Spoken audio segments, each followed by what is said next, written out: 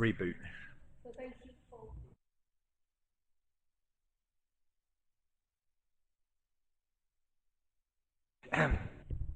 Good evening, ladies and gentlemen, and thank you for those who are here and have stood up, being His Grace the Archbishop of Canterbury, in order to be here this evening. This will be the last overview and scrutiny committee of the year, so thank you for all those who have participated in our deliberations, whether they are councillors or officers. And in particular at this time, I would like to thank Councillor Hinder for his participation over the years in overview and scrutiny in its various forms in Maidstone. As barring an unforeseen emergency, this will be his last overview and scrutiny committee. You will be missed, Councillor Hinder. The few housekeeping points. If there's a fire drill, if your fire alarm goes off, it's probably not a fire drill because there isn't one scheduled. We're assuming it's an accurate alarm.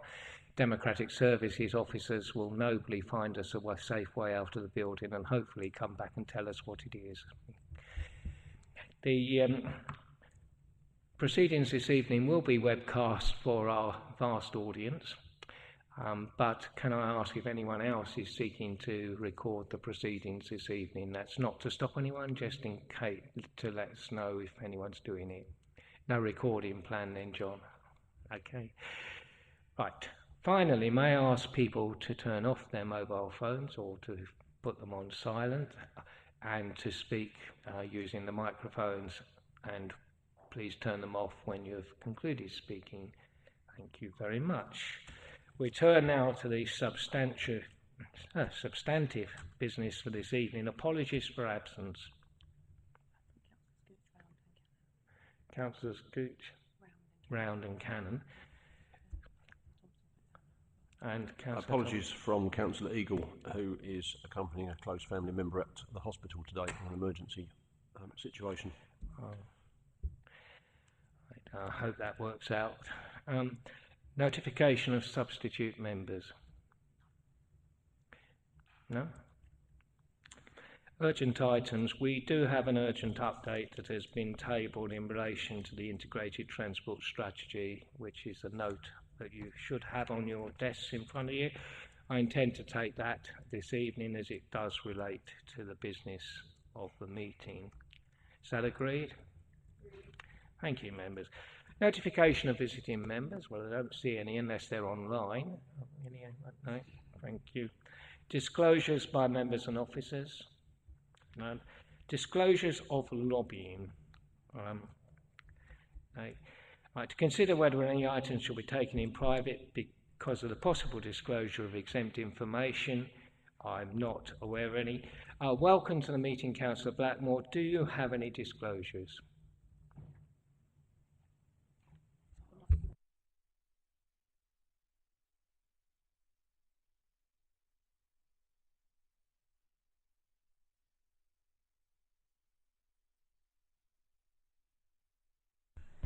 Nothing to disclose, Chairman. No disclosure. Very much and welcome. First set of minutes this evening, which is the minutes of the 23rd of January, pages 1 to 5. Any corrections to those minutes? In that case, can we agree those as accurate, and I'll sign those later. Moving on to the minutes of the 20th of February, any corrections to those minutes? No, in that case, can we agree those as accurate? Thank you, I'll sign those later. Item 10, presentation of petitions. There are none. Item 11, question and answer session for local residents. We're really missing that since Councillor Jeffrey became a councillor instead of a resident. The number of questions has plummeted. Questions from members of the council to the chairman, if any. There are none that I'm aware of. And we have the cabinet forward plan then on pages 9 to 17. Any comments on the forward plan or any questions come to that? Councillor Thompson. Thank you, Mr. Chairman. I would like to post my comments following Corporate Services Policy Advisory Committee that I was at recently, that I realise that key performance indicators are perhaps somewhat misphrased. I look forward, Mr. Chairman, in the next administration to seeing a larger proportion. I think you helped me to estimate about 25% of the current key performance indicators actually indicating the performance of the council in terms of its services to residents. I do value and I do welcome the measures of administrative competence, and that's it. I agree that's important. So the addition of measurements of the responses to freedom of information requests, which was passed at Corporate Services recently, I see the merit in that. But it does alarm me that so many of the key performance indicators appear to be about how the administrative process is done, rather than what seems to me to be the balance of importance of how it is that services are delivered to residents. They do exist, but I would like to see a readjustment of that balance in the future. I look forward to learning more about how the key performance indicators have worked. I realise it's an area that I have much to learn, but I do see that as an area of development, and I wanted to put those comments on the record this evening, Mr. Chairman. Thank you.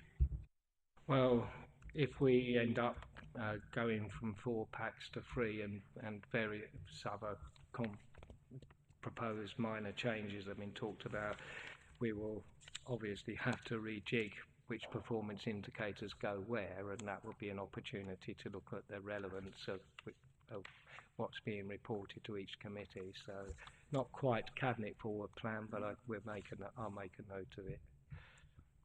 Councillor Blackmore.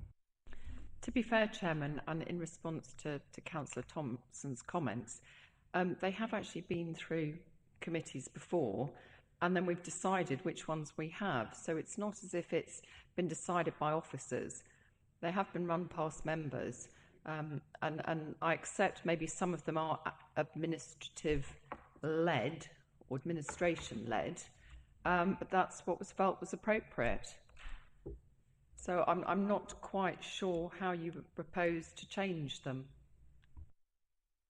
I'm not going to have a major debate on this, but you are quite right, Councillor Blackmore. I'm just saying that when we rejig what gets reported to which committee, it will be an opportunity to make any suggestions for the appropriate amendments.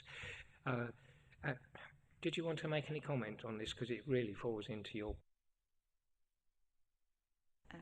Thank you. Yeah, just to say there is an increase in the performance indicators, and that's actually a requirement from government. So both DLOC and OFLOG, there is a requirement that we report a lot more data.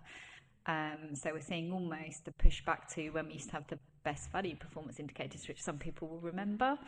And the full set, it was gone through by Cabinet informally in great detail, and then to each policy advisory committee so they could comment and have an input, and then it's been agreed by Cabinet. But yeah, we will be taking it to the 3, if there are 3 new packs next year. So watch this space. That's very helpful. Right, any other comments on the Cabinet forward plan? Okay, in that case, can we note that, please? Can we note that, please? Thank you. Right, moving to the committee work programme, which pretty much has come to the end of the year, so it's going to be rather short. Pages 18 and 19, any comments or questions on this?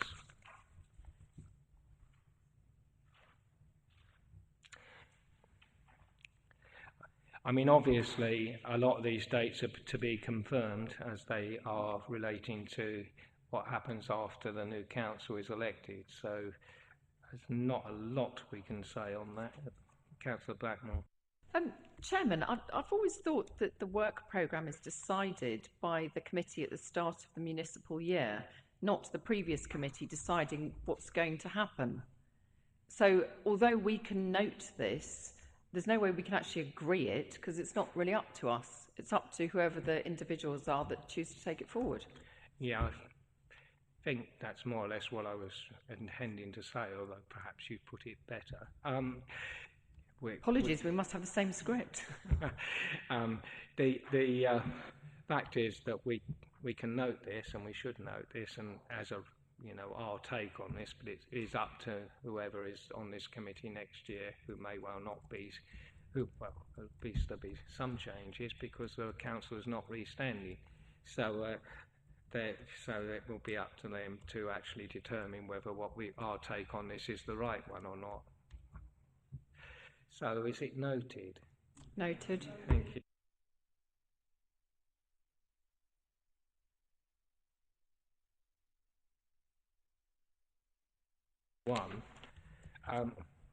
Now, this is a rather important area of work. Had a discussion between myself, the Vice Chairman, Chief Executive and the Head of Housing and Regulatory Services to discuss this overall topic a couple of weeks ago. And the paper you see on front of you, pages 20 to 21, is a précis of the outcome of that meeting. Mr. Littlemore, did you want to say anything at this point? No, Chair. The paper, I think, sets it out very well. Thank you. I would say that the health inequality is a very, very wide subject, but certainly I think we can all agree that there is a huge impact on health inequality from housing inequality or homelessness inequality at the extreme. The paper you see before you is by far from exhaustive, but it gives us an opportunity for starting the ball rolling.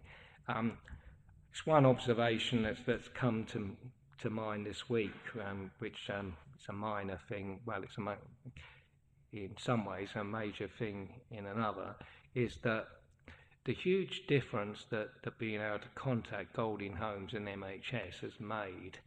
And whatever we do, we need to make sure that we have channels as a council where we can actually get in contact with these providers. And the other issue that's come up is we need to actually know what organisations are actually providing housing inmates, because we're not always clear on who is actually doing what. So two things that I hope you'll be able to include in the review, Mr. Littlemore, because we are struggling with information as councillors and officers on occasion at the moment. Yeah, well, happy to include that in the briefing. It's a topic that's come up before. I think, take your first point about communication, that's very important, as you've identified.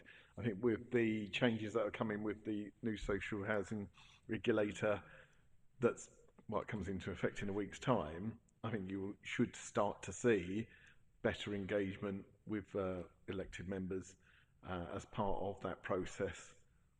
Housing associations, housing providers are being encouraged to be much more transparent. So we would we are working with them to help them through that process. On your second point about who's operating in our local authority area, that's not so easy. We started to try to do the process because, as you can imagine, property has been acquired in this borough over a number of years, so predates certainly me being here and others. So where we have nomination agreements, we'll know where properties are physically, where they're located in the borough, and we know all the major players in the borough. But the trouble is identifying all the smaller providers and where they have stock. But we will do our best to provide that. That's something that another member has asked for, so we have started that piece of work. Thank you. I would like to say thank you to you and your officers, because you have made significant progress on that, and please don't take what I just said in any way as a criticism, because it's not meant as that, but I'm sure we've all had questions that relate to those two issues. Councillor Cleety. Yeah, totally concur. I mean, Golden Homes has its problems, but you can get hold of people, you can have meetings with them. Hyde I find very problematic, but one of the other issues I found is housing associations being taken over, the smaller ones. So it was Russet, now it's Clarion, and once they get to be London based, trying to get hold of anyone is a particular nightmare, or finding out about new players in the game. I obviously when I worked in social care, had a lot of interaction over housing, so places to people, you know, housing 21, all of that. But it's when they're taken over, I think the problem starts. So for us, I, on my day job, had quite good contacts. Once they get taken over, that's when it becomes a bit of a minefield. And even though it's not social housing, I will not say that dealing with Paramount is easy, because they are a bit of a nightmare, because they get places here, there and everywhere, and that is very problematic to deal with. Councillor Eagles, welcome to the meeting. Thank you for coming. Do you have any disclosures of interests? Or no disclosures, no lobbying. Thank you very much. Thank you. Welcome. Right, Councillor Clark, and then... So this desired outcome, so we'll end up with an increased understanding of health inequalities in Maidstone, and it's our plan to identify actions for the council to take to address this. So the first part, we're looking at what the current situation is, then we're going to look at where we want to get to, and we're going to try to work out how we get to that point. So I really think that we should be putting targets on that, and I think that we should have a RAG status as we go through to make sure that we can see what's going on. Because I quite often we see things, I've seen this so many times where it says identify actions, and it goes on and on and on and on and on. And I just think that we need to be really, really tight in the way that we monitor our progress. There are two things to that. Yes, in the immediate sense, that's right. And what we have done with major reviews, and I suspect this is going to be a really major review, is that once we've done the review and when the actions are being pursued, is to appoint a member of the committee at that time to actually be a reporter back on the progress of the implementation of the actions. We don't do that very often, but with really key reviews, we have done that in the past, and this may be a case where we do that. Councillor Hinder, assuming you finished, Councillor Clark, just checking. I think we should just add it to there. I mean, I'm not predetermining anyone if I say to identify actions for the council to take to address this, and monitor with RAG status and define clear targets or something like that. I think it would sort of give a good steer for the framework.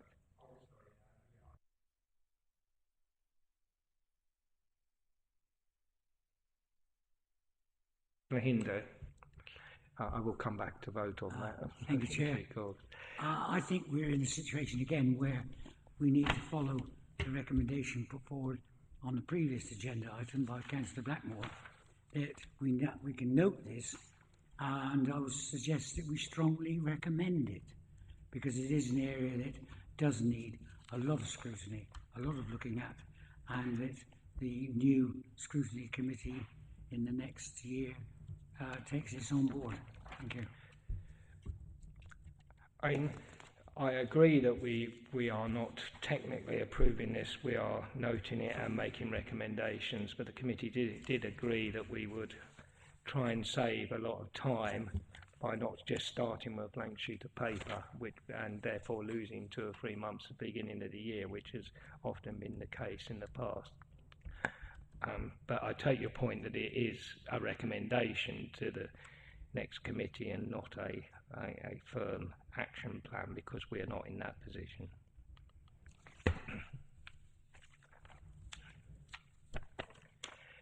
Right, any further additions before? So Councillor Clark suggested, and I suggested, that we do, once we're in a position to, we seek to establish those targets we can and monitor those targets. And if this is an ongoing review, that we consider asking the next year's committee to also look at appointing a reporter. Now that's recommendations that can't bind the committee next year, that's just a suggestions. Okay. So, okay. Right, thank you. And thank you for reminding me of the procedure in case I had gone off piste. I'm slightly less happy with the next item. Thank you, Mr. Littlemore. You are welcome to stay, but if you're not particularly interested in the integrated transport strategy, you're also welcome to depart, as indeed is Mrs. Woodhouse. Thank you, Chair. I think you'll stay. It's very riveting. Well, I don't think there's necessarily going to be a lot we can say about this because rather unfortunately we do not have Mr. Gilbert or Karen Britton here this evening. They pulled out at rather late notice. I'll come to you in a minute, which I'm disappointed about. Perhaps they've gone to see the Archbishop of Canterbury. I stood up the Archbishop to come here this evening, but there you go. Perhaps he was a bigger draw. So what we do have is simply a position statement. All I would say is that we now have, for better or worse, approved the local plan last week, and we are in a position of awaiting the period of which a judicial review can be called, which one imagines probably won't be, but there is a 6-week period of waiting for a judicial review to be lodged, which finishes on the 1st of May, I believe. So we can assume that unless that happens, there is a local plan, and there is a current integrated transport strategy relating to that local plan. We have a basic scoping review here.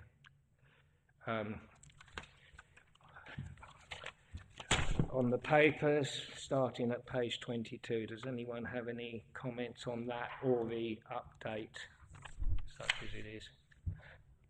Councillor Clark.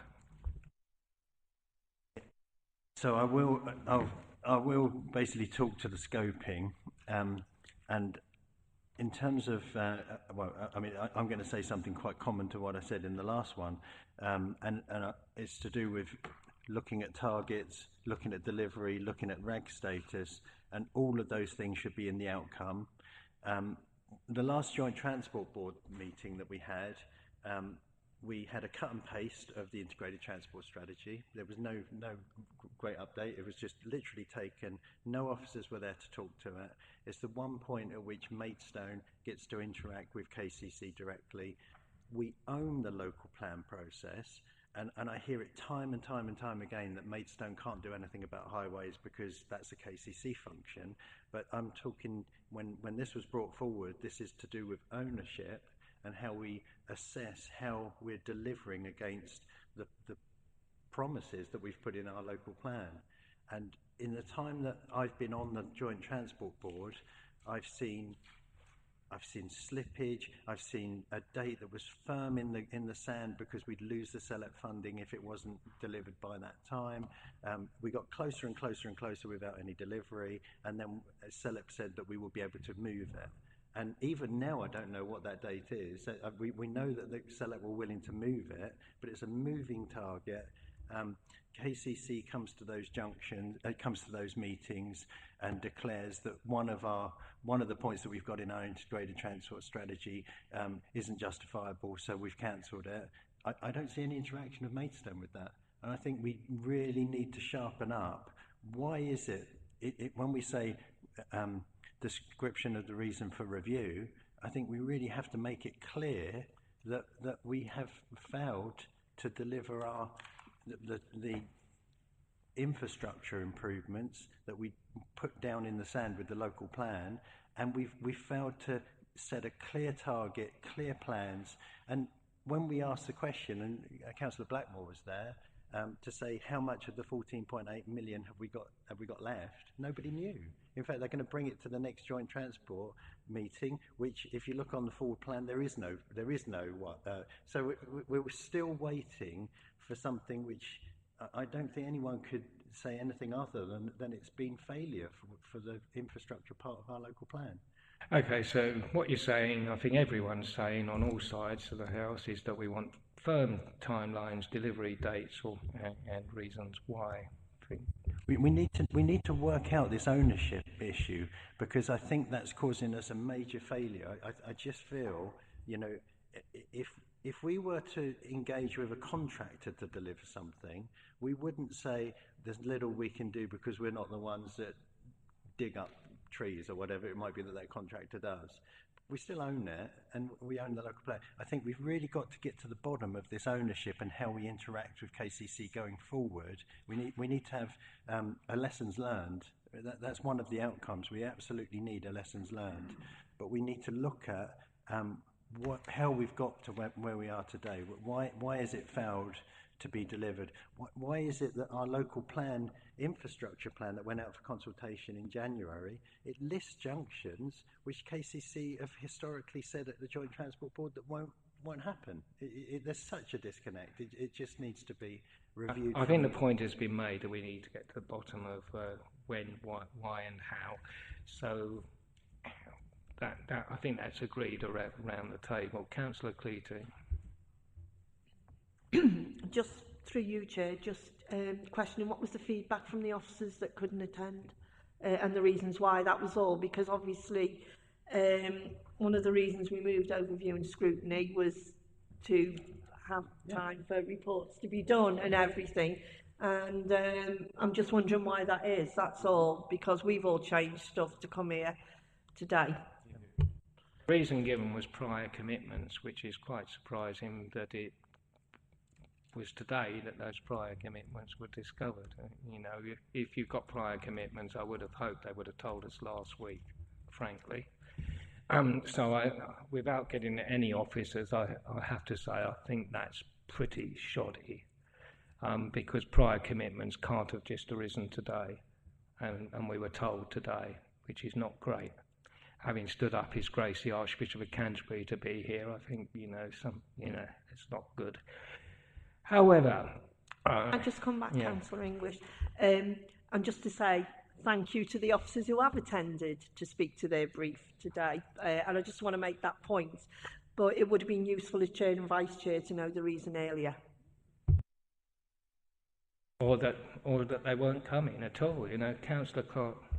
I also want to point out, and I'm sure this isn't lost on other members, that at Joint Transport, the gallery was packed with people, and I know a number of those people are coming in tonight because they were so upset that officers didn't turn up at the last meeting, and it's not the first time.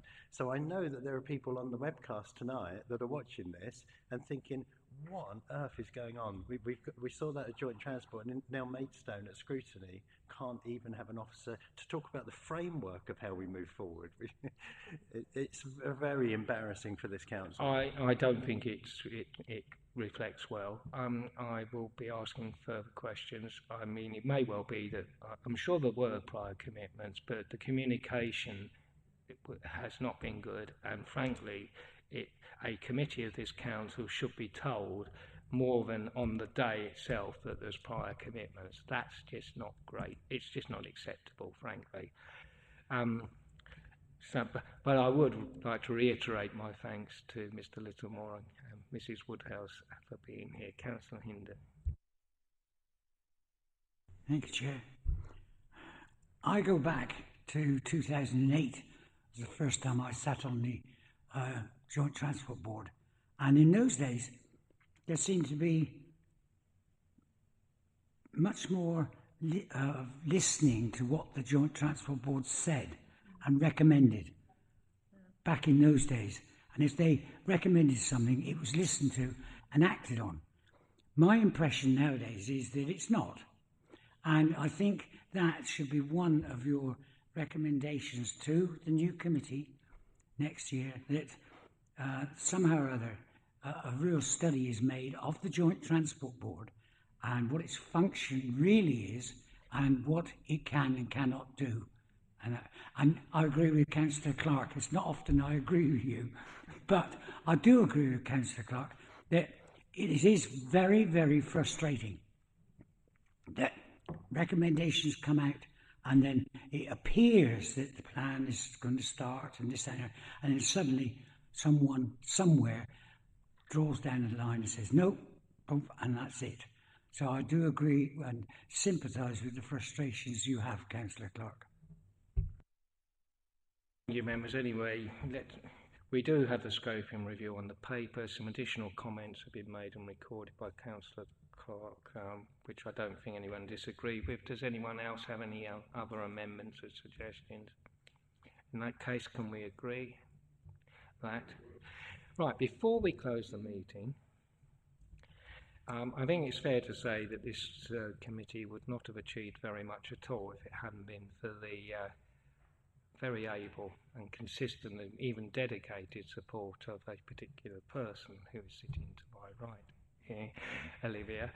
And I'd like to thank her because this could be her last scrutiny meeting for a while. And because, well, I was assuming that technically there's still a space for a call-in, but I hope that doesn't actually happen. But congratulations in order because she's due to get married shortly, and we shortly after that be taking.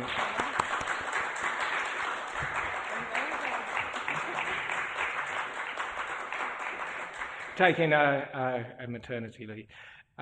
So I'd like to say on behalf of this committee, and I hope we can agree, and I do insist you do minute this, however embarrassing it is, that our thanks for her dedicated work these last couple of years and our best wishes for events in the next week and months.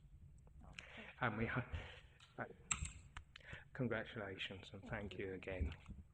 Right, with that, it's my pleasure to close the meeting. And don't do any call-ins or we'll be back again. Thanks very much.